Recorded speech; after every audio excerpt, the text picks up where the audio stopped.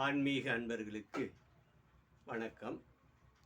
இது பார்த்தீங்கன்னா ஒரு ஜின்னோட எந்திரம். இது பவர்ஃபுல் ஜின்.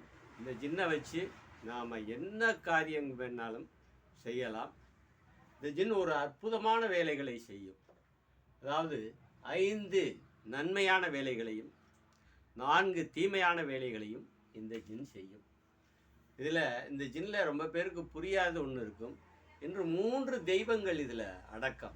நமது இந்துக்களுடைய சக்தியும் இதில் இருக்குது, முஸ்லீம்களுடைய சக்தியும் இதில் இருக்குது, அதே மாதிரி கிறிஸ்தவர்களுடைய சக்தியும் இதில் இருக்குது. அதை தொடர்ந்து இதனால தான் இதில் எளிது அப்படிங்கிறதுக்காக தான் முஸ்லீம்கள் நிறைய பேர் இதை எடுத்துக்கிட்டாங்க. இதில் பார்த்தீங்கன்னா 1 இது 1, அடுத்தது 2 இங்கே இருக்கும்.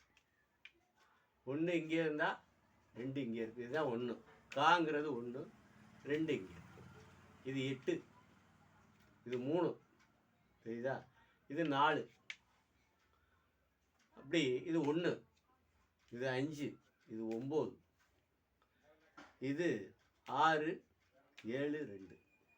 இந்த ஜின்னுகளை வகைப்படுத்தும் போது ஒன்று நம்ம மனிதருடைய உடல்களை அதை அப்படியே உள்வாங்கிக்கும். ரொம்ப அற்புதமான விஷயங்களை இது செய்யும். ஆனாலும் இதனுடைய நிறைய விஷயங்கள் ரொம்ப பேருக்கு தெரியலை. இது ஒரு ஆசான் மூலமாகத்தான் அடுத்தவருக்கு செல்ல வேண்டும்.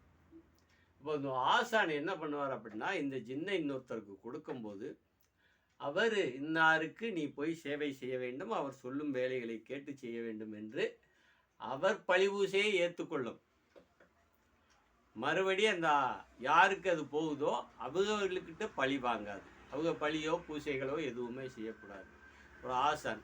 அப்போ இவர் ஆசானை இப்போ இந்த ஜின்னை படிக்கிற ஒரு ஆசானை எப்போ பண்ணுவார்னா 25 வருடங்களுக்கு அப்புறம்தான் அவர் ஆசானா மாதிரி இன்னொருத்தருக்கு பழி பூசை கொடுத்து இந்த ஜின்னை அவங்களுக்கு செலுத்த முடியும்.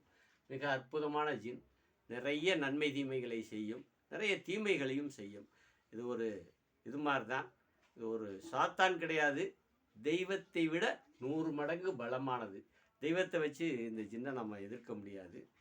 பவர்ஃபுல் சக்தி. வாய்ப்புள்ளவங்க எங்கள்கிட்ட இதை கற்றுக்கலாம். நன்றி, வணக்கம்.